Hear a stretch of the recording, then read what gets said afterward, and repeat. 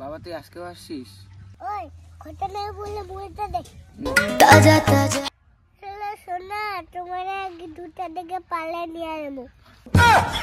বাড়ির লোক মানে নিতেছে না, তোমার ছাড়া আমি থাকতে পারুম না। কালকে তোমার বিয়ে হলো, কোন শালা বেটা আটকায়? কোনো বেটার দম নাই, আমার থেকে আলাদা করা। বাবা তুই যা।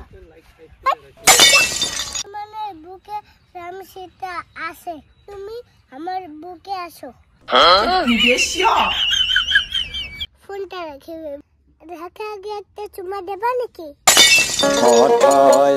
ছোট চুমা দাও না। না বাবা তুই যা, তুই আমার কেস খাওয়াবি।